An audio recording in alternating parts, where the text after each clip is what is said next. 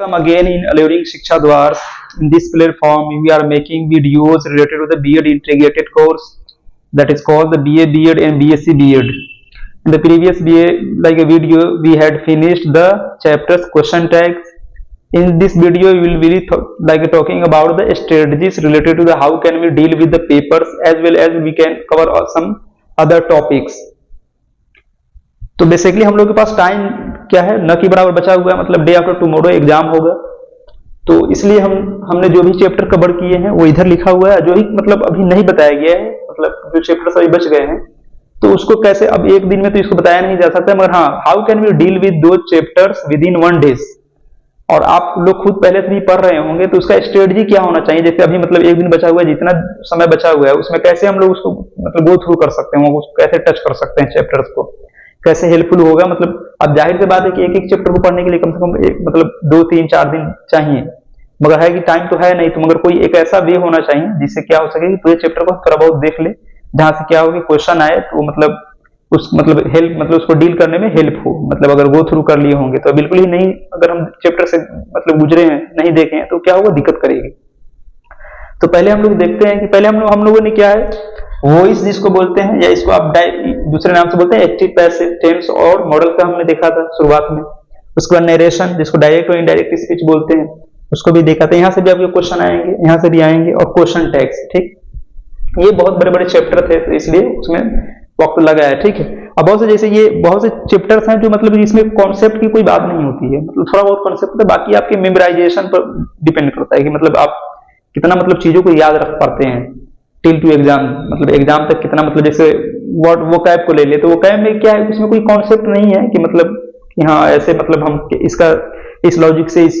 इसका मतलब ये निकलेगा। मतलब उसका सिंपल मतलब होता है कि आप उस वर्ड की मीनिंग तक पहुंच रहे हैं कि नहीं, मतलब कोई कॉन्सेप्ट नहीं है कि मतलब उस ढेर सारा वर्ड, जिस तरह का वर्ड होगा उसके हिसाब से उसका मीनिंग हो। मगर इसमें होता है क्या है, जो ग्रामर बेस्ड जो होता है चैप्टर्स, उसमें कॉन्सेप्चुअल होता है। मतलब कि अगर उसी बेस्ड उसके कॉन्सेप्ट को आप समझ गए,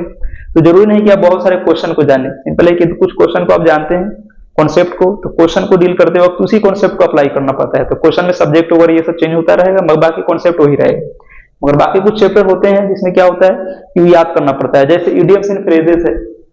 तो इसमें कोई ऐसा नहीं कि आप ग्रामर का रूल उसमें लगा दे, ठीक है। उसमें हाँ हो सकता है कि उसका मतलब टेंस बदल जाए, जैसे मतलब इडियम्स है तो उस प्रेजेंट टेंस में इस्तेमाल किया हो, पास्ट में किया हो, या मतलब पास्ट परफेक्ट में किया हो, प्रेजेंट परफेक्ट में, तो उसका सिंपल जैसे वर्ब का फॉर्म बदलता है, उसी तरह क्या है इडियम्स का, फ्रेज का क्या होता है, फॉर्म बदलता है, ना कि उसमें कोई कॉन्सेप्ट होता है। तो यहाँ हम लोगों ने ये चैप्टर कवर किए हैं। बाकी ये चैप्टर इसको कैसे डील करना है, तो बहुत से मतलब चैप्टर्स हैं जो डायरेक्टली रिलेटेड है, वो कैसे, जैसे वन वर्ड सब्स्टिट्यूशन है। वन वर्ड सब्स्टिट्यूशन का मतलब ये होता है सिंपल वो कैब, मतलब ढेर सारा बात जहां बोलते हैं, जैसे किसी चीज मतलब कोई ऐसा डिफिनेशन दे या पैराग्राफ या कोई 2-4 सेंटेंस लिखे, उसके बदले में कोई एक ऐसा वर्ड लिखा जाता है जो पूरे का मतलब बताता है, ठीक। जैसे डेमोक्रेसी है, तो अब इसके बदले में बताया जाए डेमोक्रेसी क्या है, तो जहाँ क्या होता है पब्लिक क्या करती है, रूल करती है, जहाँ से क्या होता है उसी में से रिप्रेजेंटेटिव उसके निकल के जाते हैं, उसी लोग क्या है पब्लिक ही उसको चुनती है। तो ये सब सारी बात कहने से बेहतर क्या होता है कि बोलते हैं कि डेमोक्रेटिक कंट्री है, तो वो समझ आता है कि अच्छा डेमोक्रेटिक का मतलब ये क्या है, डेमोक्रेसी मतलब क्या है, पीपल के द्वारा मतलब ये कंट्री को मतलब चलाया जाना, मतलब क्या है पब्लिक ही क्या करेगी अपने में से, मतलब पब्लिक में से ही रिप्रेजेंटेटिव होंगे, कैंडिडेट होंगे, वही से उसको चूज करेगी, वही क्या गवर्नमेंट बनाएगी, ये सारी चीजें क्या करेंगी। तो उसको उस तरह का जो भी कंट्री मतलब इस बेस पर जो काम करती है उसको बोलते हैं डेमोक्रेटिक कंट्री। तो इस वर्ड वन सब्स्टिट्यूशन का मतलब ही होता है कि ढेर सारी बातों के बदले में एक बात कही जाए, तो वन वर्ड सब्स्टिट्यूशन होता है। इसका डायरेक्ट रिलेशन किससे होता है, वर्ड से एंड इट्स मीनिंग। मतलब जितना आपको जानकारी होगी वर्ड के बारे में कि ये वर्ड क्या चीज बताता है, वो वन वर्ड सब्स्टिट्यूशन को डील करना, वन वर्ड सब्स्टिट्यूशन से रिलेटेड जो क्वेश्चन है उसको डील करना सबसे आसान हो सकता। मतलब आप ज्यादा बुक्स वगैरह नहीं पढ़े हैं, मतलब ज्यादा वर्ड वगैरह आपके पास नहीं है, वो कैब नहीं है आपके पास, तो इसमें भी आपको मतलब दिक्कत होगी। और उसके अलावा सिनोनिम सिंटोनिम्स क्या होता है, वही होता है वन वर्ड सब्स्टिट्यूशन है, तो क्या है कोई ऐसा वो कैब है, ठीक है, वो किसी खास मीनिंग को बताता है, मतलब उस जगह मतलब 2-4 बातें कही जाएगी, उसके जगह एक वर्ड बोल देंगे तो काम चल जाएगा। तो उसमें क्या उसका अपोजिट भी तो होगा, एंटोनिम्स भी तो होगा, सिनोनिम्स भी तो होगा, मतलब उस तरह के वो और भी वर्ड होंगे जो सेम चीज को बताएंगे। जैसे मतलब किसी खूबसूरती को बताने वाली कोई वर्ड है, ठीक है, और उस तरह और भी वर्ड है जो उसी को बताती है, मतलब उसका सिर्फ क्या है मतलब लेटर्स वगैरह क्या है उसे लिखने का तरीका अलग है, मतलब उसमें लेटर्स वगैरह अलग होंगे, मगर दोनों क्या है सेम चीज को क्या करता है इंडिकेट करता है। तो वो चला जाएगा किसमें सिनोनिम्स में, और उसके क्या होगा अपोजिट जो चीज बताने वाली होगी तो उस चला जाएगा एंटोनिम्स में। तो ये इस तरह से synonyms antonym one word substitution ये सब क्या है वोकैब का पार्ट है। तो आपके पास जितनी वोकैब से रिलेटेड वर्ड से पर पावर होगी, मतलब वर्ड को आप मतलब एक तरह समझिए कि वर्ड के साथ खेलना बोल सकते हैं, तो जितनी आपके पास मतलब स्टोरेज में होंगी वर्ड्स उसकी मीनिंग वगैरह उसके मतलब को समझते होंगे आप, तो ये 3 चैप्टर से आपको डील करने में बहुत आसानी होगी वन वर्ड सब्स्टिट्यूशन से सिनोनिम एंटोनिम से। तो इसके लिए आप मान लीजिए वक्त नहीं है तो क्या किया जाए, तो यहाँ होगा कि अब इंपॉर्टेंट चीजें मतलब अब जाहिर सी बात है कि अब एक बुक को लेके तो उसमें क्या थाउजेंड्स ऑफ वर्ड्स होते हैं, मगर वो तो है बुक के लिए या न्यूज पेपर को ले चाहे किसी भी चीज के लिए, मगर यहाँ हम लोग को फोकस करना है एंट्रेंस टेस्ट पर, ठीक है। तो और खासकर उसमें बीएड के लिए, और अभी 12th बेस्ट हो रहा है 12th पर, ठीक है। तो इसका हो सकता है कि मतलब ज्यादा ऐसा मतलब जैसे द हिंदू न्यूज़पेपर देखेंगे तो उसमें बहुत मतलब टफ वर्ड यूज होते हैं, तो एसएससी लेवल पर होता है क्या है कि टफ वर्ड दिए जाते हैं वन ऑन सिचुएशन में इंट्रोडक्शन, मगर 12th बेस पर तो हो सकता है उसका मतलब इंटेंसिटी क्या होगा थोड़ा लो होगा, मतलब क्वेश्चन का जो मतलब स्टैंडर्ड होगा सिनोनिम वन ऑन सिचुएशन का ये क्या होगा थोड़ा लो होगा, मगर होगा तो जरूर क्योंकि वो सिलेबस में शामिल है। और ये सिंपल बात है जनरल कंपटीशन में ये सब चीजें शामिल है, तो ये भी एक तरह से जो होता है ये इंटेंस टेस्ट वो सिंपल की जनरल कंपटीशन के बेस पर ही होते हैं, मगर क्या होता है कि जैसा मतलब जनरल कंपटीशन में क्या है 12th बेस पर होता है, ग्रेजुएशन पर होता है, उसी तरह ये भी है। तो सिंपल क्या होता है जिस बेस पर होता है उसी हिसाब से क्वेश्चन को सेट किया जाता है, तो आपको ये सब चीजें मिलेंगी, इसे क्वेश्चन तो रहेगा। तो सिंपल इसके लिए करना क्या है, तो आपको देखना है कि मोस्ट इंपोर्टेंट क्वेश्चन जो है मतलब जो प्रीवियस ईयर क्वेश्चन, जैसे आप एक तो बीएड का आपको ले लेना है ग्रेजुएशन लेवल पर, up to the graduation level पर जो होती है एग्जाम, ठीक है। इसके 5 इयर्स कम से कम बैक 5 इयर्स के क्वेश्चन आपके पास होने चाहिए। उसके इंग्लिश को देख लें आप उठाकर, उसमें से कोई ऐसा क्वेश्चन नहीं होना चाहिए जो आपको समझ में भी नहीं आ रहा है, उसको कम से कम याद करके रख लेना है एग्जाम तक कम से कम। हो सकता है कोई क्वेश्चन रिपीट कर जाए तो वो आपको काम दे देगा, पॉसिबिलिटी तो ना के बराबर है, मतलब 5% 10% होते हैं, मगर क्वेश्चन ऐसे रिपीट होते हैं, ऐसा नहीं कि मतलब जैसे 5 कहां से वो भी क्वेश्चन सेट करने वाले भी कहां से लाएगा। अब जाहिर सी बात है कोई इंपॉर्टेंट क्वेश्चन है तो एक मतलब पूछा तो फिर उसको पूछना उसी बेस पर जरूरी है, पूछेगा ही पूछेगा, आप क्वेश्चन उठा के पीछेगा देखेंगे तो ऐसा होता है। तो आपको क्या करना है, एक तो बीए का ले लेना है, इंग्लिश सब में कॉमन है इसलिए बीए का भी आप क्वेश्चन पेपर ले सकते हैं अलीगढ़ का, और बीएड के लिए भी 5 इयर्स का ले, और उसमें जो भी इंटोनिम सिनोनिम्स या वन वर्ड सब्स्टिट्यूशन में जो भी क्वेश्चन उनसे पूछे गए हैं आप उसको मतलब या तो कॉन्सेप्ट के थ्रू आप समझ रहे हैं तो बेहतर है, नहीं तो और जो ही क्वेश्चन बच जा रहा है कॉन्सेप्ट के थ्रू समझने में, जैसे मान लीजिए कोई ऐसा वन वर्ड सब्स्टिट्यूशन है जिसका वर्ड का मतलब आपको मीनिंग पता नहीं है, तो उसको सिंपल क्या करिए गूगल करके उसको रख लीजिए। हम अलग के बारे में नहीं बोलेंगे मतलब जो वर्ड हमको नहीं आते नहीं, जो पूछ दिया गया है उसको जानकारी होनी चाहिए। इस तरह करंट एजुकेशनल अफेयर जो है उसका भी यही है कि आप तो जो भी मतलब नोट्स वगैरह जो भी है आपके पास जो भी आपने तैयारी की वो तो है ही, मगर प्रीवियस ईयर का क्वेश्चन में जो भी पूछ दिया गया है करंट एजुकेशनल अफेयर में वो तो आपको पता ही होना चाहिए, उसको एज ए टी जैसा है जितना भी पूछ दिया गया, ये ध्यान में नहीं रखे कि हाँ ये नहीं पूछेगा, ऐसा नहीं है, बहुत मतलब पूछा जाता है, बहुत सारे क्वेश्चन पूछे गए तो वो तो बिल्कुल ही आना चाहिए। अब बाकी उसके बाद क्या आएगा वो तो डिपेंड करेगा एंट्रेंस टेस्ट मतलब जो क्वेश्चन सेट करेंगे उस पर, मगर प्रीवियस ईयर का क्वेश्चन जो भी हो वो आपको बिल्कुल ही मतलब जबान पर होना चाहिए। वहां से आपको क्वेश्चन देखिए वो होगा 5 साल का आपको पकड़ हो जाएगा उस पर, देखिए उसमें बहुत सारे हेल्प मिलेंगे आपको, जब एग्जाम देकर आएंगे तो आपको पता चलेगा अच्छा ये भी तो हम देख कर गए थे, ये भी पूछ दिया, ये भी पूछ दिया, इस तरह से हो। तो पहले स्ट्रेटजी क्या होगी, प्रीवियस ईयर के क्वेश्चन का जो भी उसमें पूछा गया एंटोनिम्स सिनोनिम्स और one word substitution spelling test जो भी उसको आप पूरे को ध्यान में रख ले। बाकी आप क्या कर सकते हैं कि देख सकते हैं जो भी कोई मतलब बढ़िया बुक हो ग्रामर की जो कंपटीशन बेस्ड का हो, जैसे नीतू सिंह का हो सकता है, मैं तो ये मतलब सबके लिए अलग अलग बुक होती है, मतलब किसी को ये बुक ठीक लगे किसी को दूसरा कोई लगे। जैसे एक वोकैब आती है ब्लैक बुक करके बुक आती है वोकैब की, तो वहां आपको ये वर्ड को इतना बढ़िया से अरेंज किया गया है, उसकी खास बात यह है कि उसमें बताया गया है कि जैसे कोई वर्ड है, ठीक, जैसे डेमोक्रेसी को हम ले लेते हैं जो वर्ड हमने बोला, तो वहां बताया गया है कि ये 5 टाइम पूछा जा चुका है, तो उससे पता चलता है कि मतलब कौन सा वर्ड ज्यादा रिपीट हो रहा है, मतलब ये जनरल कंपटीशन में मतलब एग्जाम में कौन से क्वेश्चन को ज्यादा मतलब वर्ड से ज्यादा वन ऑफ सिचुएशन पूछ रहा है, सिनोनिम सिनोनिम पूछ रहा है। तो वो ब्लैक बुक हो, अभी मान लीजिए नहीं भी होगा तो कोई दिक्कत नहीं है, मगर जिसके पास होगा तो वहां ये क्या है, जैसे उसमें 200, जैसे आप इडियम्स और फ्रेज में जाएंगे तो उसमें होगा 200 ऐसे करके VVI या इंपोर्टेंट इडियम्स। तो वो 200 जो है उसी में से आप देखिएगा, जब वो 200 आप लिस्ट रखेंगे अपने सामने और 5 साल के क्वेश्चन को देखेंगे तो उसमें से कहीं ना कहीं से मिलेगा, ठीक है। तो इससे होता क्या है कि आपको ज्यादा मतलब अब वन वर्ड सब्स्टिट्यूशन का कोई है नहीं, ओशियन टाइप का है। उसी तरह इंटोनिम्स सिनोनिम्स क्या, जितने वर्ड होंगे उसके सिनोनिम्स भी होंगे, उसके इंटोनिम्स भी होंगे। तो उससे क्या होगा कि आपको तो ये नहीं है कि मतलब सबको जानना है, हमको वही जानना है जो मतलब क्या है, कंपटीशन बेस्ड क्वेश्चन, मतलब इंटेंट टेस्ट में क्या है तो जो मतलब वर्ड रिपीट होते हैं या जिसको मतलब उसमें क्या किया जाता, सेट किया जाता क्वेश्चन में, तो वही सिर्फ हमको जाना है। ये नहीं कि हमको आउटर जानेंगे तो उससे कोई फायदा भी नहीं हो, जानकारी तो होगी मगर क्या वो तो काम नहीं देगा जिस चीज के लिए हम लोग तैयारी कर रहे हैं। तो 100 करके आप जैसे 100 मोस्ट इंपोर्टेंट इडियम्स करके आप गूगल करेंगे तो वहां आ जाएगा आपको, ठीक है। चाहे इस तरह से नहीं करके देखेंगे कि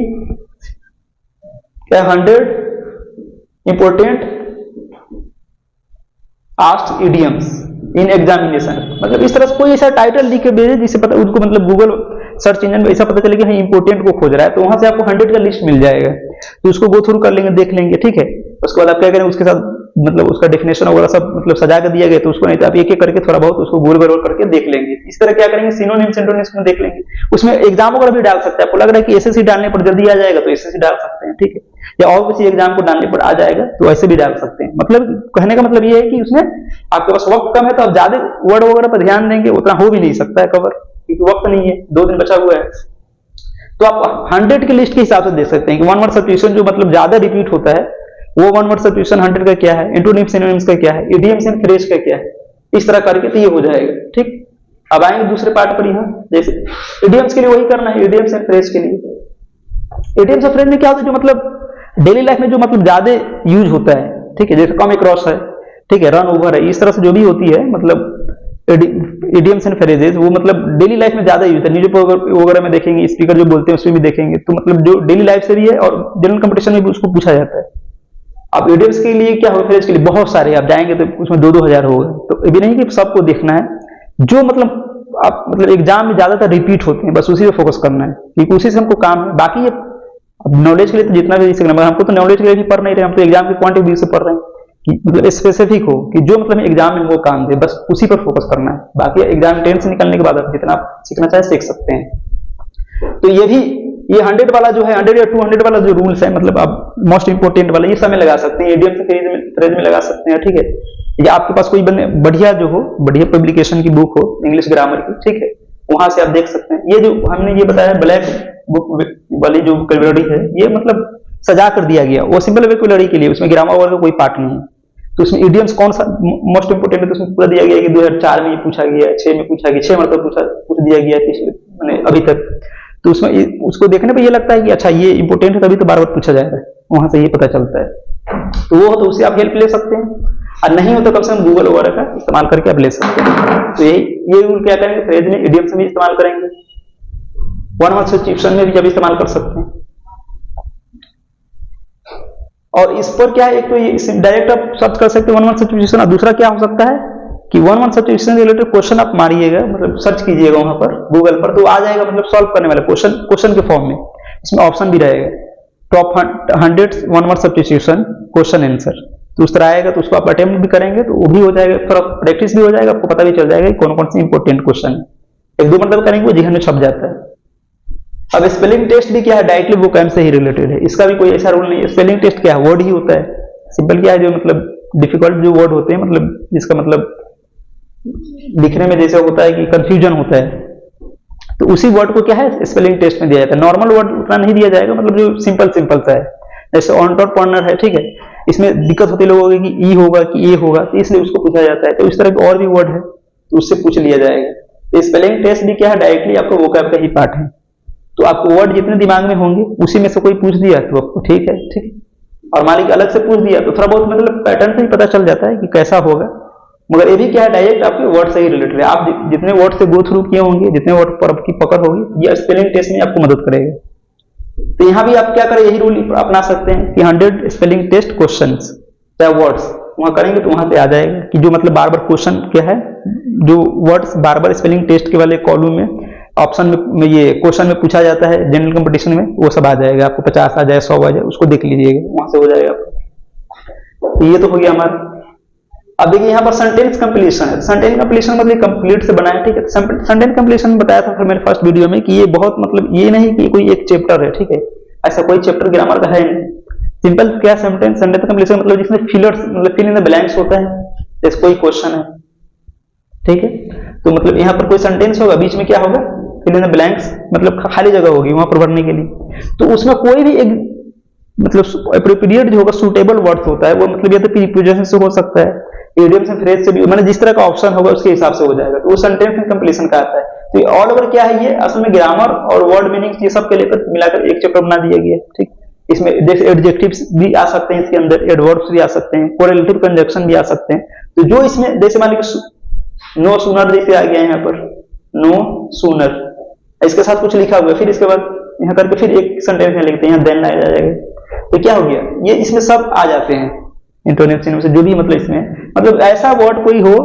फ्रेज हो, जो भी हो, जो इसको क्या कर सेंटेंस को कंप्लीट कर दे। तो इस सेंटेंस कंप्लीशन में तो इसको भी आप कर सकते हैं इसी स्ट्रेटजी से, गूगल के थ्रू मतलब सर्च करके कर सकते हैं, या आपके पास बुक हो, कॉन्सेप्टम का भी होगा तो वहां पर भी कुछ है, सेंटेंस कंप्लीशन में कुछ क्वेश्चन होंगे, 200 के करीब है शायद, तो वहां से भी देख सकते हैं, वहां से भी आपको मिल जाएगा, ठीक। इसका तरीका ये है कि आप एक मजे से आप पहली मरतबा जा रहे हैं उसको सॉल्व करने किसी भी बुक्स में, जो एक्सरसाइज है एंटोनिम सिनोनिम से या वन वर्ड सब्स्टिट्यूशन से, तो उसको एक मरतबा सॉल्व नहीं करें। जैसे एक मरतबा आप करेंगे, मान लीजिए वहां 100 क्वेश्चन है, कितने क्वेश्चन है, 100, मान लीजिए वन वर्ड सब्स्टिट्यूशन से हम लेकर चलते हैं, वन वर्ड सब्स्टिट्यूशन, ठीक है। तो आपने 100 क्वेश्चन किए, जाहिर सी बात है कि 100 में से ऐसा नहीं कि आपको आता नहीं होगा, मान लीजिए आपने 70 के करीब आपके सही थे आपके नॉलेज के हिसाब से, ठीक। तो 30 जो आपके गलत हुए हैं, तो एक मतलब आप सॉल्व करेंगे तो आपको अंदाजा हो गया कि ठीक है 30 जो क्वेश्चन है,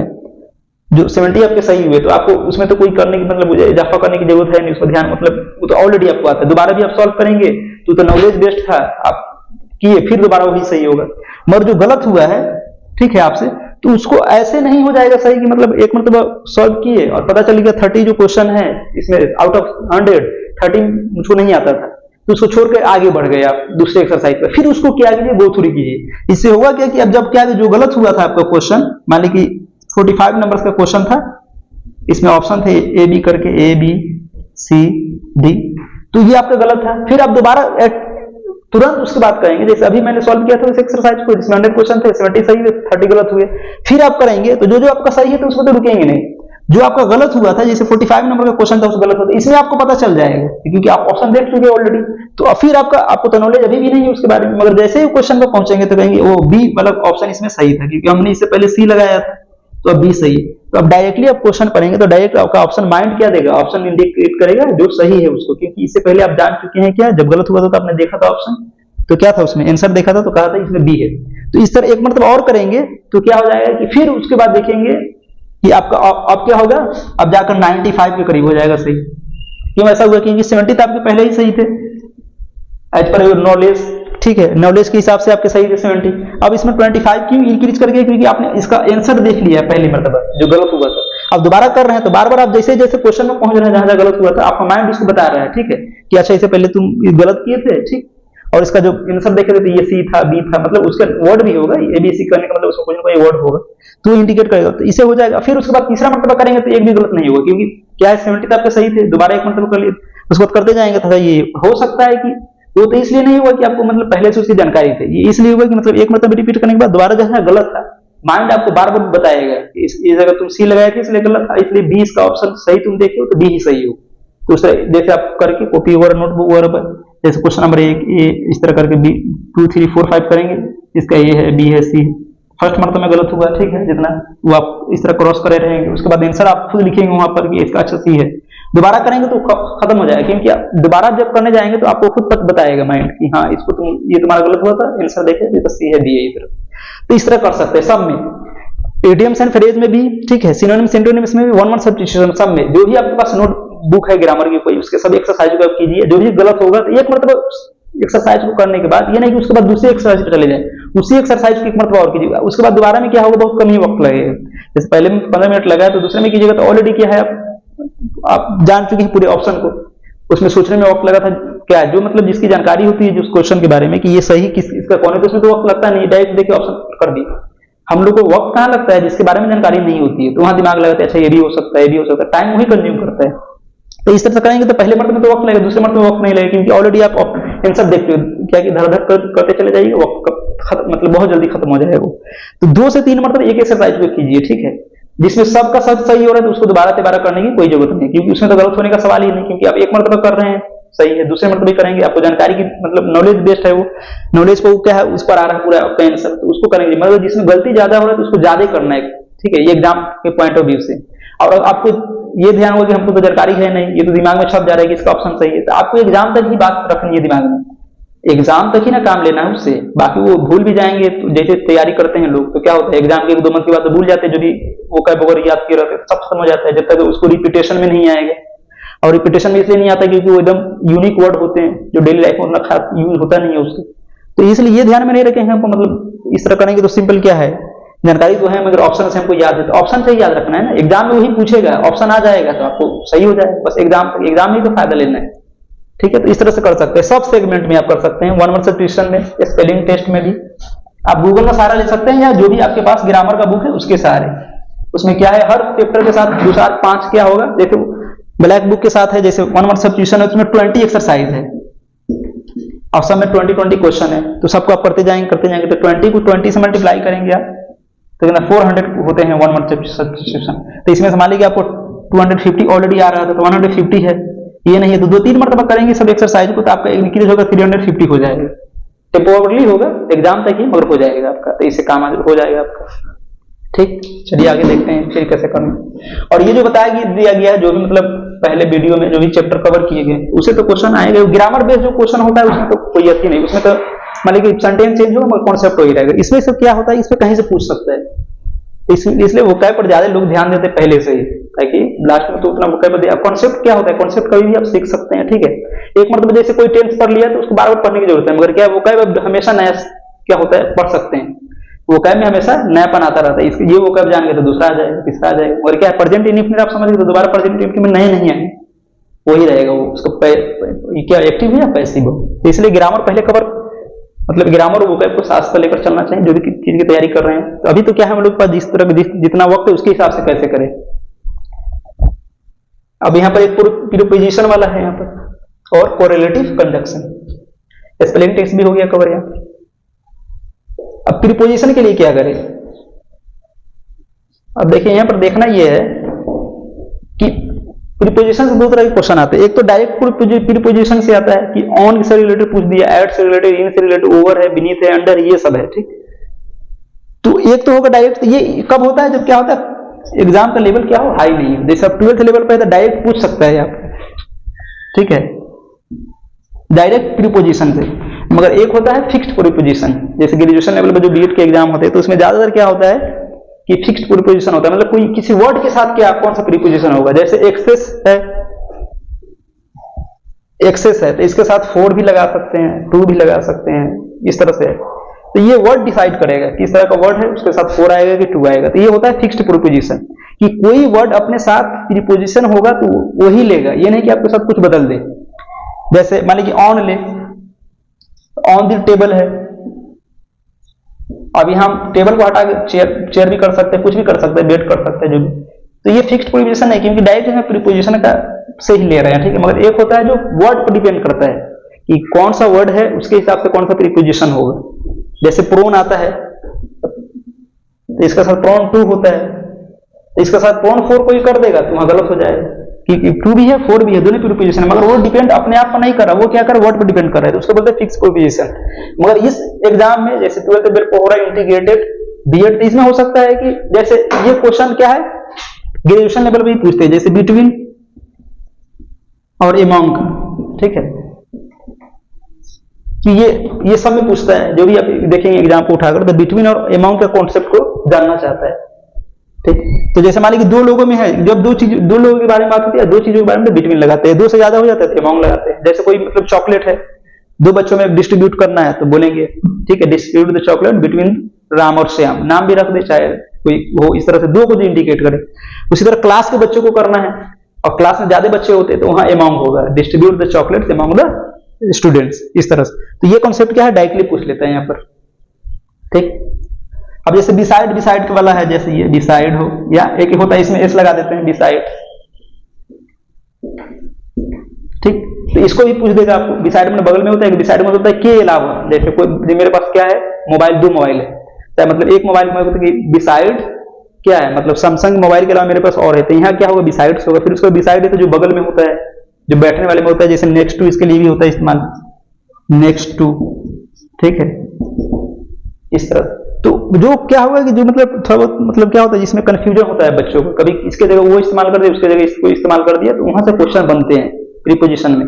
जो डायरेक्टली होता है। एक तो होता है जो फिक्स्ड प्रीपोजिशन है, तो वो तो अलग ही है, मगर उससे भी हमको लगता है क्वेश्चन पूछेंगे, मगर 12th बेस तक हमको ज्यादातर लगता है कि तभी तो एक फर्स्ट मंथ में एग्जाम हो रही है, तो ये इसलिए पता नहीं, मगर पहले अब देखेंगे ग्रेजुएशन लेवल पर तो उसमें ज्यादातर फिक्स्ड प्रीपोजिशन है। हाँ, कहीं कहीं कहीं जैसे बीटो ने अमंग का बताए, बिसाइड्स, बिसाइड वाले बताए, ये सब क्या होता है यहाँ से पूछ देते हैं, मतलब जो डायरेक्टली क्या है उससे है, मगर उससे भी पूछ देते हैं कुछ, जो इसमें क्या होता है टिपिकल जो कॉन्सेप्ट थोड़ा क्या होता है, कॉन्सेप्चुअल होता है, कि बच्चे जहां गलती करते हैं कि ये ना लगा कि ये लगा दे, तो वहां पर ये वहां से क्वेश्चन पूछते हैं। तो प्रीपोजिशन के लिए भी आप कर सकते हैं, ठीक है, यही कि आप 100 प्रीपोजिशन का ले ले, चाहे ग्रामर का बुक है वहां से आप करें। अब प्रीपोजिशन भी है क्या, बहुत लंबा चैप्टर है, ठीक है, उसमें भी मतलब वक्त लगने वाला है, और उसमें भी है कि जैसे आप फिक्स्ड प्रीपोजिशन है तो उसका तो कोई और छोड़ ही नहीं, आप जब उठाकर देखेंगे तो ए से स्टार्ट होगा वर्ड, जैसे होता है ना अल्फाबेटिकल चलते हैं, तो ए से बहुत सारे वर्ड होंगे, तो उसके साथ कैसे 2 लग रहा है, 4 लग रहा है, इस तरह से लग रहा है, फिर बी से करेंगे, सी से करेंगे, कोई भी आप बुक उठाकर देख ले इसके बच्चे का, या मतलब नीतू सिंह का, चाहे कोई भी जो ही मतलब चलती है जनरल कंपटीशन के लिए मार्केट में बुक, तो वहां क्या होगा, प्रीपोजिशन को उठाएंगे तो कम से कम नहीं होगा तो 50 पेज में होगा उसका, तो लंबा चैप्टर होता है। मगर जैसे कॉन्सेप्ट बेस है, जैसे ऑन कहाँ इस्तेमाल करना है, इन इस्तेमाल कहाँ करना है, एड कहाँ इस्तेमाल होता है, फॉर, सिंस, हम इस वीडियो में कुछ बताएंगे, पूरा तो कवर नहीं होगा, कुछ बताएंगे हम जो मतलब जिसको जानना जरूरी है, मगर कुछ चीजें हैं जो आप खुद से पढ़ सकते हैं, जैसे ऑन का इस्तेमाल कहाँ कहाँ होता है, ठीक है, किस चीज पर रखा हुआ है, या किसी डिवाइस में बात करते हैं, टॉकिंग ऑन फोन, तो ये सब चीजें जो है कॉमन, मतलब जो जिसमें कॉन्सेप्ट ज्यादा मतलब गहरा नहीं है, तो वो सबको आप देख लेंगे, मतलब आज देख ले, कल देख ले, एग्जाम में जाने से पहले, ठीक। और फिक्स्ड प्रीपोजिशन के लिए तो आपको तो ध्यान रखना पड़ता है, वो बार बार प्रैक्टिस करने से ही वो आएगी, वो चाहे उसको मतलब याद कर सकते हैं, या मतलब ज्यादा प्रैक्टिस एक्सरसाइज लगाने से आती है वो। बाकी जैसे जनरल जो है मतलब प्रीपोजिशन का जो कंसेप्ट है, ओवर कहाँ इस्तेमाल करेंगे, अंडर कहाँ इस्तेमाल करेंगे, बीनीथ कहाँ होता है, ठीक है, अबव कहाँ इस्तेमाल करते हैं, बिलो, ये सब आपको देख लेना है, ठीक है। तो ये तो रहा हम लोगों की मतलब जो बचा हुआ है उसको कैसे डील करेंगे। हाँ, एक हम बताना, ये एक पेयर बता दे रहे हैं कोरिलेटिव कंजक्शन का, वहां से एक क्वेश्चन बनता है, जैसे यहां पर एक है प्रीपोजिशन तो होगी, कोरिलेटिव कंजक्शन, इसको बताते हैं।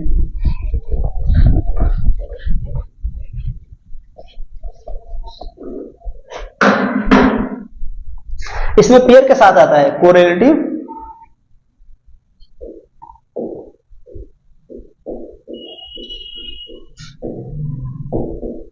कंजक्शन, तो इससे हमेशा एक क्वेश्चन आपका बनेगा, 1 क्वेश्चन होता है, कम से कम 2 भी हो सकता है, मगर कम से कम एक तो जरूर पूछेगा इससे। मतलब कोरिलेटिव क्या होता है, कंजक्शन में होता है 2 वर्ड होंगे एक साथ, ठीक है, मतलब इसके साथ अब दूसरे के साथ पेयर के साथ होता है, तो गलत पेयर के साथ नहीं हो सकता, जैसे ईदर के साथ, ईदर के साथ हमेशा और आएगा, नीदर, जैसे मान ईदर के साथ नॉर नहीं आ सकता है, ठीक है, जैसे या तो ये या तो वो, ये होगा, ठीक है, सिंपल। और इस तरह नीदर के साथ नीदर है, साथ नॉर आएगा, तो इसका पेयर इस और के साथ नहीं बन सकता, इधर का नॉर के साथ नहीं बन सकता है, तो क्या होगा कि जैसे दो इस तरह का क्वेश्चन कैसे होगा, एक सेंटेंस यहां पर होगा आपके साथ, ठीक है, इधर के साथ, फिर उसके बाद क्या होगा, यहां पर अगर डॉट देकर कुछ दिया लिखा हो तो इधर के बाद ऑप्शन जो होगा और होगा,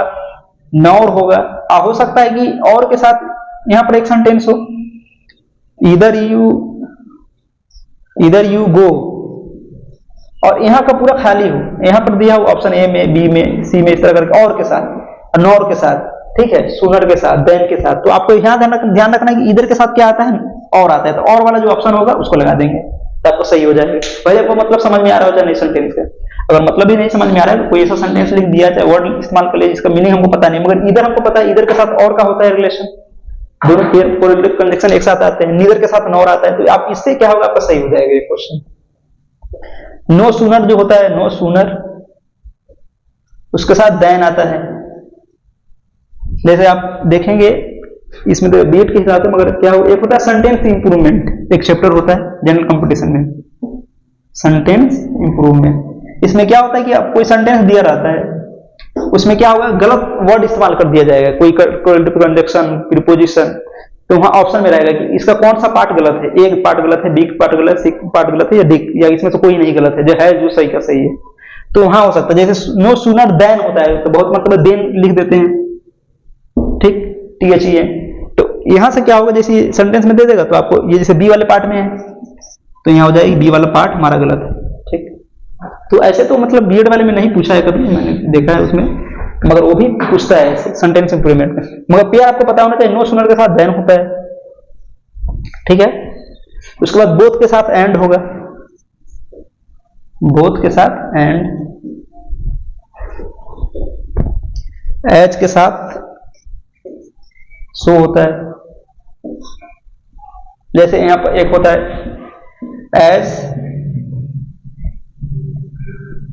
as is the principal, as is the principal, so is the school. देखिए एज यहां पर आया, यहां पर सो आ गया। एक मतलब कहावत है कि जैसा प्रिंसिपल होगा वैसा स्कूल होगा, जैसा वैसा, एज सो। तो आप ये नहीं कि एज के साथ आप कुछ दूसरा कुछ ऐड कर दे, ठीक है। तो ये क्या करता है, पेयर बनाता है इस तरह से। तो अगर जैसे मान लीजिए कि ये वाला पार्ट आपका दिया है एग्जाम में, एज इज द प्रिंसिपल, और ये वाला पार्ट निगलेक्ट कर दिया, मतलब यहाँ पर ब्लैंक करके ए में दिया है सो इज द प्रिंसिपल, ठीक है, लाइक इज द प्रिंसिपल, कुछ भी इसमें दे सकता है अपना ऑप्शन बनाने के लिए। तो क्या होगा, यहाँ आपको चूज करना है, हमको देखना है कि एज यहाँ इस्तेमाल हुआ है तो सो यहाँ पर होगा, सिंपल, एक आपके हो जाएगा, एक मार्क्स इससे आ जाएगा इस तरफ। तो ये पेयर आपको ध्यान में रखना है, भले उसका मीनिंग समझ में आए, क्वेश्चन पता नहीं है। तो वो क्या हो गया, इधर के साथ और, निधर के साथ और, नो सूनर के साथ देन, बोथ के साथ एंड, एज के साथ सो, और उसके पास है वेदर के साथ और होता है, whether you are want to go or not, ठीक है, वेदर और, ठीक है। तो देखिए इधर के साथ भी और होता है, वेदर के साथ भी होता है। देखेंगे कि वेदर इस्तेमाल किया तभी और आएगा, इधर है तभी और आएगा वहां पर। अब उसके बाद है note only, note only but also, also, ये दोनों का पेयर होता है। नहीं कहते वो चोर ही नहीं है, मतलब कि बदमाश भी है, तो वहां ही आ जाएगा, इस तरह से होगा, नोट ओनली बट ऑल्सो, मतलब किसी कैरेक्टर्स के बारे में होता है कि ये ना, ये भी नहीं, ये ना समझो कि यही है वो भी है, तो इस तरह से, तो ये इसका पेयर इसके साथ होगा, ठीक। तो ये आपके इसे क्वेश्चन बनेंगे, प्रीवियस ईयर क्वेश्चन का मैंने देखा है, उसमें बहुत मतलब ये पूछा गया, नो सूनर देन वाला है, ठीक है, ये है जैसे नोट ओनली बट ऑल्सो वाला। तो ये सिंपल आपको क्या करना है, इसको ध्यान रखना है कि इसका पेयर किसके साथ बनता है, इधर के साथ और, नीदर के साथ नॉट, नोट ओनली के साथ बट ऑल्सो। मतलब ये अगर सेंटेंस में इस्तेमाल होगा, अगर नोट ओनली इस्तेमाल कर दिया और उसके साथ सेंटेंस है और आगे का सेंटेंस गायब है, मान लीजिए है भी, तो मतलब उसमें आप कह रहे हैं कि करेक्ट करने के लिए, करेक्ट चुनने के लिए, तो वहां होगा बट ऑल्सो के साथ होगा, तो ठीक है ना, तो दूसरा के साथ दे दिया तो समझ जाएंगे गलत वो वाला ऑप्शन में, तो ऑप्शन जिस तरह से होगा उस हिसाब से आप आंसर हो जाए। उस तरह बोथ के साथ है एंड, उसके बाद एज के साथ सो, नो सूनर के साथ देन, नीदर के साथ नो, ठीक है। नीदर और नोट के साथ बहुत मतलब पूछा है, प्रीवियस क्वेश्चन देखेंगे तो बहुत मतलब इसके साथ है कुछ, ठीक है। तो ये कोरिलेटिव कंजक्शन आपको दिमाग में रखना है, ध्यान में रखना है।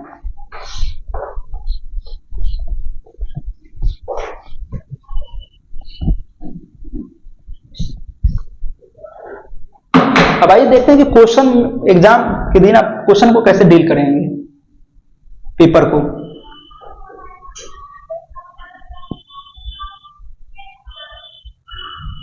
ठीक है, तो देखिए इसमें क्या है, 4 सेगमेंट है, करंट एजुकेशन अफेयर का है, सेकेंड है हमारा इंग्लिश, थर्ड है रीजनिंग, रीजनिंग के साथ मैथ भी आता है उसके साथ, पता नहीं अब किसी साल पूछते हैं, जैसे हम लोग के वक्त नहीं पूछा था, रीजनिंग प्लस मैथ, ज्यादा रीजनिंग का ही पोर्शन होता है, मान लीजिए यहाँ 20 होगा तो यहाँ 5 होगा, इस तरह करके रेशियो होगा उसका। उसके बाद टीचिंग एप्टीट्यूड, एप्टीट्यूड तो क्वेश्चन जैसे ही आपको एग्जाम पेपर मतलब पेपर मिलेगा आपको, ठीक है, जो भी उसके एग्जाम से पहले की जो तैयारी होती है वो अपना करके आना है, ठीक है, मतलब फ्रेश वगैरह जो भी है वो तो है ही, वो सब कॉमन चीज है एग्जाम की, मतलब एग्जाम हॉल के अंदर वो क्या करना है, ठीक है। जैसे आप ज्यादा मतलब उसमें बताया जाता है, जो भी आप देखेंगे कि ज्यादा इस तरह उल्टी सुल्टी चीज खा के नहीं आनी, मतलब लाइट फील होना चाहिए, मतलब ऐसा नहीं कि एनर्जी में नहीं लगे, मतलब जो होता है मतलब लाइट फूड हो, फ्रेश फूड हो, ठीक है, हाइजेनिक फूड वगैरह खाकर, मतलब क्लोथ वगैरह भी बढ़िया हो, अपनी की बहुत ज्यादा स्टाइलिश वगैरह पहन के अनकंफर्टेबल जो चीज हो, ठीक है, हील वगैरह जो भी होता है उतना ना, सिंपल शूज वगैरह होते हैं वो पहन के आना है, कपड़े वगैरह का मतलब जो भी हो, जैसे चेहरा वगैरह में मतलब गर्ल्स वगैरह के लिए है तो मतलब लाइट जो कपड़ा वगैरह होता है जिससे मतलब सफोकेशन नहीं फील हो आदमी, वो सब ध्यान में रखना। बाकी हम देखते हैं पेपर को कैसे डील करना है। तो देखिए यहाँ पर जैसे जो 3 सेगमेंट है तो इसमें 3 गो नॉलेज बेस्ड है आपके। जैसे इंग्लिश क्या है, डायरेक्ट आपके कॉन्सेप्ट बेस्ड है, क्या है किस पर, कॉन्सेप्ट। ऐसे तो कॉन्सेप्ट सब है मगर नॉलेज बेस्ड हम कर सकते हैं, जिसको क्वेश्चन को देखने के बाद आंसर पर हम डिपेंड करें,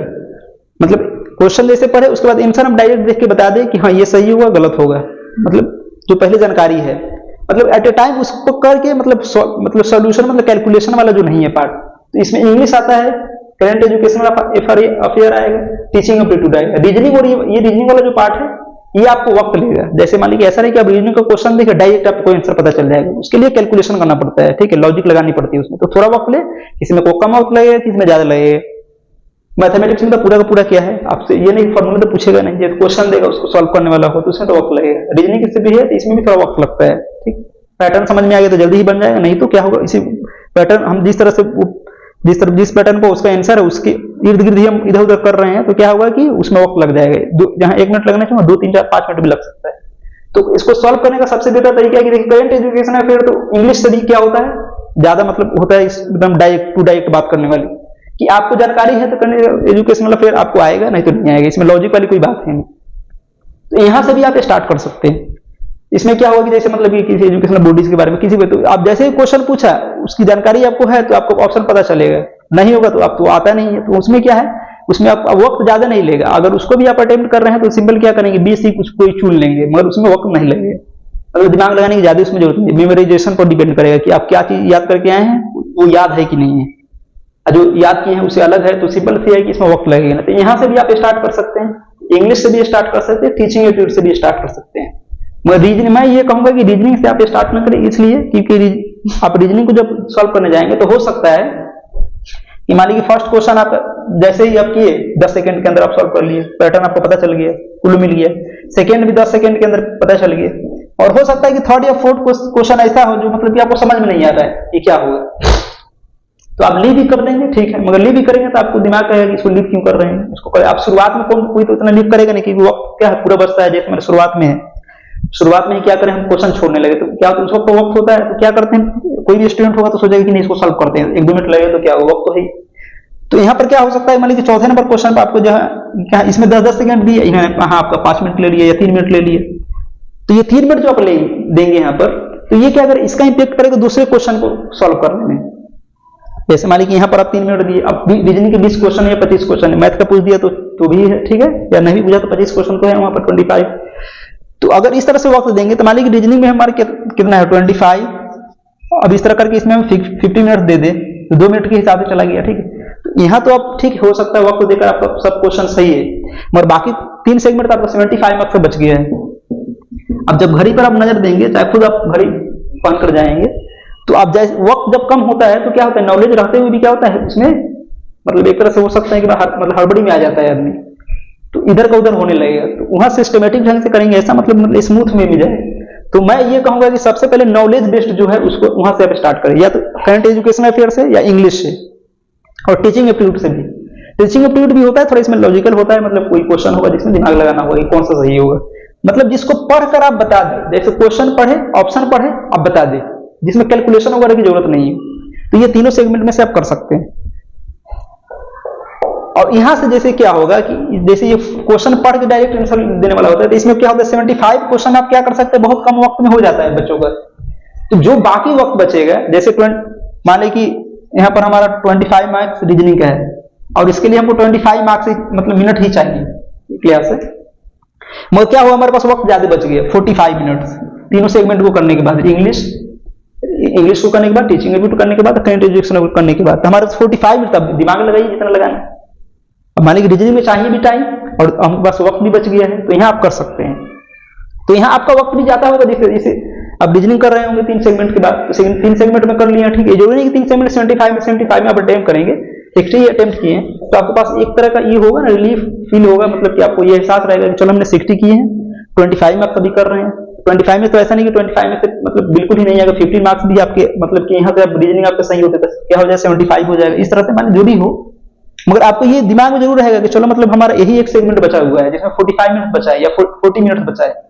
तो वहां से आपको ज्यादा उतना मतलब ये नहीं होगा, मतलब हड़बड़ी नहीं होगा वहां पर, और इत्मीनान के साथ आप कर सकते हैं। तो ये स्ट्रेटेजी याद रखना है कि हमेशा नॉलेज बेस्ड जो होगा वहां से स्टार्ट करना है। कोई भी आपको सेगमेंट अच्छा लग रहा है वहां से कर सकते हैं, इंग्लिश से भी, करंट एजुकेशनल अफेयर से भी, टीचिंग एप्टीट्यूड से भी। और बेहतर तो ये होता है कि आप अगर जैसे क्वेश्चन मिले तो आपकी स्पीड ठीक है पढ़ने की क्वेश्चन को, तो आप एक मतलब क्या होगा, डायरेक्ट आप क्वेश्चन नहीं करने लगे। एक मतलब तो कोई भी करता है, मैं वो चाहे जो भी कोई देने एग्जाम जाएगा, या तो जनरल एग्जाम हो या मतलब क्या हो जनरल कंपटीशन का हो, एक मतलब क्वेश्चन को जरूर पढ़ता है, उसके आंसर को नहीं देखता उतना, मतलब एक मतलब क्वेश्चन पूरे गो थ्रू कर लेता है 2-3 मिनट में, जितना मिनट में हो, ताकि उसको एक मतलब होता है ना कि मतलब एक तरह का मतलब ओवर ही पता चल जाता है कि अच्छा क्वेश्चन किस मतलब ज्यादा टफ तो नहीं है, इस तरह से होगा। तो एक मतलब आप क्वेश्चन को पढ़ने में 2-3 मिनट लगेगा, ठीक, उसके बाद आप क्वेश्चन को सॉल्व करना स्टार्ट करेंगे। अब ध्यान रखिए कि जिस क्वेश्चन में ज्यादा वक्त लगने वाला हो, अगर हो सकता है कि कोई इंग्लिश का ही क्वेश्चन है चाहे किसी चीज के, इसमें तो उतना लगेगा नहीं क्योंकि आपको पता है, तो ठीक है, नहीं तो नहीं है। रीजनिंग के किसी क्वेश्चन में आपको लग रहा हो कि उसको समझ में नहीं आ रहा, तो उस पर ज्यादा रुके नहीं रहना, उसको छोड़ के आप आगे बढ़ जाइएगा। बहुत मतलब होता है क्या है कि जैसे आप सोच रहे थे उस तरह से आंसर नहीं होता है उसका उस वक्त, मगर आप जैसे क्वेश्चन को छोड़कर आपको जिस तरह से आप मतलब उसको मार्क करके चाहे जिस तरह से आप करके आप छोड़ दे उसको, इसको करेंगे आगे, जब उधर से आप लौटेंगे तो हो सकता है जो क्वेश्चन आपसे नहीं बन रहा है तो बन जाएगा, क्योंकि माइंड तो आपका डाइवर्स डायमेंशन में सोचता है। आप जिस वक्त सोल्व करना स्टार्ट किए थे एक ही वे में सोच रहे थे कि ऐसे होगा ऐसे होगा ऐसे होगा, ऐसे इंक्रीज कर रहा है डिक्रीज कर रहा है, स्क्वायर होगा कि क्यूब होगा, इस तरह, मगर क्या हो उस वक्त आ नहीं रहा है। अब आगे जाएंगे तो क्या होगा, आप माइंड आपका दूसरी चीज में एंगेज होगा, फिर दोबारा आएगा तो दूसरे तरह से सोचेगा, तो इसलिए ये फायदा होता है। इसलिए जिस क्वेश्चन में आपको वक्त ज्यादा लग रहा है उसमें जैसे ही लगने लगे कि नहीं अभी 1-2 मरतबे की 3 मरतबे की कोई पकड़ में आ नहीं रहा है ऑप्शन, तो वहां छोड़ देना है, क्योंकि और भी तो आपके पास क्वेश्चन है। अब सब कुछ कर लिए, एक ही क्वेश्चन बचा हुआ, तो उसमें अगर 10 मिनट बचा हुआ 10 मिनट पूरा लगा दीजिए, कोई दिक्कत नहीं है। 5 मिनट बचा हुआ 5 मिनट लगा दीजिए, मगर आपके पास और क्वेश्चन बचे हुए हैं और कोई क्वेश्चन बदर कर रहा है बार बार, मतलब आपका टाइम कंज्यूम कर रहा है, तो उस क्वेश्चन को बिल्कुल ही छोड़ देना है, क्योंकि एक क्वेश्चन तो आपका सिलेक्शन दिलवाएगा नहीं। ओवरऑल क्या है मतलब कि मेजोरिटी में जो क्या होगी क्वेश्चन आपके सही उसी से होगा सिलेक्शन। तो इसलिए नहीं कि एक क्वेश्चन है उसी पर भिड़े हुए हैं कि सॉल्व करना है तो सॉल्व करना, उस तरह छोड़ के बढ़ जाना है। क्योंकि आप ऐसे भी देखेंगे तो बहुत से क्वेश्चन तो इसी तरह छोड़ते हैं बच्चे, मतलब छोड़ना ही पड़ता है। उसमें भी इंक्लूड कर लीजिए उसी को जो टाइम कंज्यूम करने वाला है, तो उसको भी आप कर सकते हैं। और ये है कि जिसकी मतलब स्पीड पढ़ने की ठीक होगी तो उसको थोड़ा बहुत फायदा मिलेगा, क्योंकि ऑल ओवर क्या है क्वेश्चन इंग्लिश में है, और इंग्लिश में जिसकी स्पीड पढ़ने वगैरह की ठीक है, तो वहां से ये फायदा होगा कि जो बच्चे मतलब इस क्वेश्चन को 5 सेकंड में पढ़ लेंगे, कोई 8 सेकंड में पढ़ रहा है या 7 सेकंड में पढ़ रहा है, तो वहां से 2-2 सेकंड का जो फर्क पड़ेगा हर क्वेश्चन पर, तो क्या होगा उसका टाइम इंक्रीज कर देगा, ठीक। तो यहाँ से और क्वेश्चन जैसे कोई क्वेश्चन समझ में एक मतलब क्वेश्चन को पहले अंडरस्टैंडिंग होनी चाहिए। क्वेश्चन आप कोई पढ़ लीजिए नहीं कि डायरेक्ट एक वर्ड या एक जगह से आप क्वेश्चन को पढ़ना स्टार्ट करेंगे तो पूरा फिनिश करने के बाद ही ऑप्शन की तरफ जाएंगे। ये नहीं कि आधा क्वेश्चन पढ़ने के बाद आपको तो बात कुछ और समझ में आ गई, आगे कुछ लिखा हुआ ब्रैकेट में भी कोई बहुत मतलब लिखा होता है। जैसे एक मतलब मैं क्वेश्चन को देखा था कि जैसे क्वेश्चन था कि उसका मतलब डिस्टेंस निकाला हुआ था, उसका डिस्टेंस निकाला था, बीच में दे दिया था मीटर में निकाल लिया, सबको दिया था किलोमीटर में। तो आप जैसे यहाँ से सॉल्व करना स्टार्ट कर देंगे, इसको नहीं देखेंगे तो किलोमीटर में आपका आएगा आंसर। किलोमीटर में भी वो ऑप्शन मौजूद है, किलोमीटर में भी जैसे 10 किलोमीटर 15 किलोमीटर, उसके बाद 2000 मीटर, इस तरह करके। तब 10 किलोमीटर आया जैसे, तो आप किलोमीटर में क्या किए थे, निकाले थे उसको सॉल्व किए थे, ये को देखकर आप ऑप्शन मार दिए और बाद में पता चल रहा है कि यहाँ लिखा हुआ था मीटर में, तो इसके हिसाब से तो ये सही होगा ना, 10,000 मीटर। किलोमीटर में चाहिए नहीं, हालांकि दोनों का सही है ऑप्शन, मगर इसके क्वेश्चन के अकॉर्डिंग ये सही है।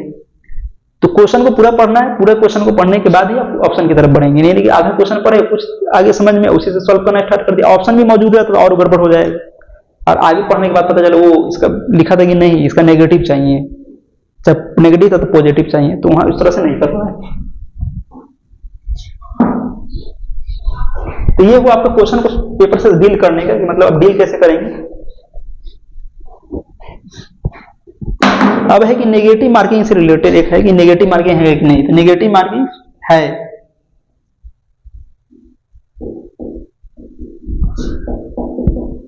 अब यहाँ है कि जो क्वेश्चन मुझको नहीं आता है तो उसको अटेम्प्ट करे कि नहीं करे। एक तो है कि जिसको आता है तो जाहिर सी बात है कि उसको करना ही करना है। बहुत मतलब इसमें दो चीज हो सकती है, एक ऐसा क्वेश्चन होगा जिसके दो ऑप्शन आपको बिल्कुल ही पता हो कि नहीं है, ये तो नहीं होगा, तो 50-50 वाला जो होगा तो उसको तो बिल्कुल कीजिए मेरे ख्याल से। 50-50 चांस है, मतलब जो चार ऑप्शन में से आपको दो पता बिल्कुल यकीन है कि ये तो नहीं होगा, तो क्या बच गया, या तो ये होगा ये होगा। इसमें चांस ज्यादा होता है कि सही होने का, क्योंकि जब दो पर आपका माइंड ट्रिगर करके मतलब बता रहा है सबकॉन्शियस माइंड कि ये दो नहीं होगा, तो इसका मतलब इसमें भी बता देगा आपको। उस वक्त कंफर्मेशन नहीं होता, कंफर्म नहीं होता है कि यही सही होगा, मगर बाद में पता चलता है कि अच्छा यही सही था। क्योंकि माइंड जब आपको क्या होता है कि बहुत मतलब बहुत सी चीजें पढ़े होते हैं, मगर क्या होता है उसमें क्या होता है स्ट्रॉन्ग नहीं होता है वो, मगर क्या होता है दिमाग को पता होता है, तो किसी खास सिचुएशन में आपको कुल्लू की तरफ बताता है कि ये सही है। तो 50-50 का होगा, दो ऑप्शन एलिमिनेट हो जाए, दो ऑप्शन तो दो बच जाए, तो इसको तो बिल्कुल ही करना है, उसमें गलत होगा सही होगा उससे मतलब नहीं। हाँ, अब ऐसा है कि कोई क्वेश्चन है जिसका ए बी सी कोई ऑप्शन मुझको पता नहीं है, बिल्कुल ही नया है, तो सवाल यहाँ है कि करे कि नहीं करे। तो ये डिपेंड करेगा कि आप कितने क्वेश्चन जो खुद से किए हैं उसमें सही कितना है। जैसे जो भी अब जैसे मैथमेटिक्स के लिए लीजिए, लैंग्वेज वाले के लिए इंग्लिश अरबिक जो भी हो, तो आपको कटअप पता ही होगा। आप जो भी मतलब तैयारी कर रहे थे थोड़ा बहुत कटअप पता किए होंगे कितना कटअप है। अगर आप क्वेश्चन सॉल्व कर रहे हैं, आपको यकीन है कि मैंने जो क्वेश्चन किया है जितना सॉल्व किया है उसके हिसाब से अगर मैं ना भी करूं तो क्या है मेरा सिलेक्शन हो जाएगा, तो उसके बाद हमको नहीं लगता है कि करने की जरूरत है। जैसे मान लीजिए किसी का आपको पता है कि 65 या 70 कट हो जाता है, आपने किया है आउट ऑफ 100 कितना 70 सही, ठीक है, तो जाहिर सी बात है आपको पता है कि मेरा जो भी 70 क्वेश्चन मैंने किया है वो सही है, तो आप न भी आप क्वेश्चन अटेम्प्ट करेंगे, ठीक है, आगे वाला जो बचा हुआ है तभी हो जाएगा। तो अब ज्यादा रिस्क लेने की उतना जरूरत नहीं, क्योंकि नेगेटिव मार्किंग है तो क्या होगा आप समझें। यहां पर देखिए 4 ऑप्शन जो होते हैं, 4 गलत ऑप्शन पर रॉन्ग आंसर पर क्या होगा, एक सही मार्क्स गलत सही मतलब खत्म हो जाएगा, मतलब कि 0.25 का है -0.25। एक क्वेश्चन कितना लेकर जाएगा, एक क्वेश्चन जो होगा गलत तो 0.25 मार्क्स खत्म हो जाएगा। तो इस हिसाब से क्या है मतलब कि अगर 4 हमारे गलत हुए तो एक जो हमारा क्वेश्चन सही है ये एक 1 मार्क्स खत्म हो जाएगा। जैसे 70 है, 70 क्वेश्चन किया आपने, ठीक है, 70 में से आपका 66 सही हुआ, 4 गलत हुआ, तो ये 66 ना होगा 65 रह जाएगा, क्योंकि इसमें से एक जो नंबर है इसकी वजह से चला जाएगा। तो अगर इसको समझना हो कि हाँ हम करें कि नहीं करें, तो यहाँ देख सकते हैं अगर प्रोबेबिलिटी के हिसाब से चले तो मैं तो कहूंगा कि आप कीजिए, मगर उस बच्चों के लिए मैं खास कर कहूंगा कि नहीं करें जिसको मतलब यकीन है कि मैं हो जाएगा। उतना मैंने अपने से खुद से कर दिया है कि मेरा कट ऑफ क्रॉस कर गया है, मतलब श्योरिटी में जो होता है ना सर्टेन हो जाते हैं कि मेरा हो जाएगा, तो उसको नहीं करना। हाँ, मगर जो बॉर्डर पर है ये दो तरह के बच्चे जो स्टूडेंट जो मतलब एक तो ऐसा है कि मतलब परफॉर्म बढ़िया नहीं कर पाए जितना मतलब हमने सोचा था वहां तक जाने के लिए, जैसे किसी का 60 कट ऑफ है मगर 45 भी उसको पता चल रहा है कि 45 ही हमारा सही है अपने हिसाब से जो भी क्वेश्चन अटेम्प्ट किए, तो 15 मार्क्स का गैप बच रहा है। अब छोड़ के भी आपका तो होगा नहीं, छोड़ भी दे रहे हैं तो 45 मार्क्स आएगा। आपको पता है कि कट ऑफ 60 जाता है या 65 जाता है, उसके हिसाब से हमारा 10 या 15 नंबर का क्या है वहां रह जाएगा। तो यहां तो आपको बिल्कुल करना है, बिल्कुल ही कीजिए, क्योंकि आप न भी करेंगे तो भी कोई इसमें मतलब होने वाला मतलब ये ऐसा नहीं है कि मतलब ये बढ़ जाएगा नंबर, मगर हो सकता है कि आप करेंगे तो ऑप्शन आपके पास है तो इसको कहीं कुछ ना कुछ इंक्रीज कर दे, तो फर्स्ट लिस्ट या सेकंड लिस्ट में या थर्ड लिस्ट में हो जाए। तो अगर नहीं करेंगे तो बिल्कुल यकीन है कि यहाँ तो उतना लो पर जाता नहीं है कट ऑफ, ये नहीं होगा। तो इसमें इन लोगों को बिल्कुल ही करना है। मगर ऐसे लोग जो बॉर्डर पर हैं मतलब उनको कट ऑफ के बिल्कुल करीब करीब है, तो उनको मतलब ज्यादा क्वेश्चन ना करके कम से कम थोड़ा बहुत, जैसे मतलब 20 क्वेश्चन बचे हुए हैं तो 10 या 15 कर ले। अब हम बताते हैं कि इसमें फायदा होगा कि नहीं होगा, तो प्रोबेबिलिटी के हिसाब से देखें तो फायदा होगा बिल्कुल। ये फायदा कब नहीं होता है, जब 2-3 क्वेश्चन आप करते हैं, जैसे 4 क्वेश्चन हमारा गलत हो, 4 क्वेश्चन पे एक हमारा सही, मतलब इधर हम क्रॉस कर लगा देते हैं, इधर रॉन्ग क्वेश्चन हमारा है, wrong answer right answer, 4 wrong question answer होगा तो एक हमारा राइट क्वेश्चन आंसर जो है वो खत्म हो जाएगा, मतलब उसका मार्क्स खत्म हो जाएगा। अब ऐसे देखें तो एक क्वेश्चन जो होता है उसमें कितने ऑप्शन होते हैं, 4 A B C D, तो इसमें से तो एक ही कोई सही है। तो अगर पूरे को देखें तो कितना ही 100% है, तो एक ऑप्शन कितना लेता है 25% और बाकी 25 और 25। तो ऑप्शन तो मेरा एक ही सही होगा, कोई भी हो तो 25 इसमें निकाल दे तो 75% क्या है चांस गलत होने का, जो नहीं आता है क्वेश्चन उसको और 25% ही चांस है उसका क्या सही होने का। और ये मान लीजिए कोई ऑप्शन आप 2 ऑप्शन छाट दिए तो 50-50 हो जाएगा, तो उसकी तो बात है नहीं, उसको तो पहले बता दिया गया, उसको तो जरूर करना है। मगर जिसका बिल्कुल ही नहीं आ रहा है, हमको पता ही नहीं है, तो वहां क्या करना है कि आपको करना है कि नहीं करना है, तो यहां से पता चलेगा। जैसे 25% हमारा चांस है सही होने का, तो मान लीजिए हमने एक क्वेश्चन किया तो चांस क्या बनता है 25% सही चांस है मैंने सही होने का, 75 तो ज्यादा क्या है चांस गलत होने का, तो यहां होगा। मगर हम 4 क्वेश्चन करें, 4 क्वेश्चन को हम सॉल्व करते हैं तो क्या होगा, 4 क्वेश्चन को करेंगे तो क्या होगा, 4 में से एक, जैसे एक क्वेश्चन पर 25% बन रहा है तो 4 क्वेश्चन पर कितना हो जाएगा 100%। मतलब एक ऑप्शन एक क्वेश्चन हमारा सही होने का चांस है, मतलब 4 क्वेश्चन को हम करेंगे ऐसे क्वेश्चन को जिसको हमको पता नहीं है कि इसका आंसर क्या है, तो उसमें क्या बन रहा है एक क्वेश्चन हमारा सही हो जाएगा। तो देखिए एक क्वेश्चन हमारा सही हो गया, 4 क्वेश्चन गलत है, तो 4 क्वेश्चन के बदले में क्या होगा, 4 क्वेश्चन में से एक हमारा सही हो गया, तो कितने गलत हुए आंसर 3। तो 3 क्वेश्चन जो गलत हुए हैं रॉन्ग, तो इसका कितना मार्क्स लेगा अपने, कितना मार्क्स मतलब इससे कट जाएंगे, तो 0.25 के हिसाब से माइनस 0.25 मल्टीप्लाई 3 0.75। और ये हमारा जो एक क्वेश्चन है तो फुल एक क्वेश्चन है, ठीक, ये 1 मार्क्स का, तो यहां से आप घटाएंगे तो क्या होगा प्लस 0.25 हमारा फायदे में है। मतलब कि अगर 4 क्वेश्चन ऐसा था जिसके बारे में मुझको बिल्कुल ही पता नहीं था, उस सबको अटेम्प्ट किए, तो प्रोबेबिलिटी के हिसाब से, चांस के हिसाब से क्या है कि ये तो है कि 3 क्वेश्चन हमारा 4 में से 3 हमारा क्या होगा गलत होगा, एक हमारा सही होगा चांस के अकॉर्डिंग। तो 3 क्वेश्चन गलत होगा तो क्या लेगा 0.25, एक क्वेश्चन अपने लिए मतलब कट करेगा सही आंसर में से 0.25 3 क्वेश्चन करेगा तो 0.75 होगा, ठीक। मगर एक क्वेश्चन हमारा सही है तो फुल मार्क्स एक मिल जाएगा, तो उसी में से ना 0.75 को घटाएंगे तो 0.25 का क्या फायदा ही है। मतलब एक ऐसा 4 क्वेश्चन था जिसमें बिल्कुल पता नहीं था, उस सबको अटेम्प्ट किए, तो फिर भी हमारा 3 गलत एक सही होने के बाद भी क्या है हमारा इतना ऐड हुआ किसमें सही में। ये तो 4 क्वेश्चन की बात हुई। मगर आप क्या करते हैं कि जैसे मान लीजिए आप 2 क्वेश्चन सॉल्व अटेम्प्ट करते हैं, बहुत मतलब क्या होता है कि जैसे मान लीजिए आपने 66 क्वेश्चन किए सही अपने नॉलेज के हिसाब से,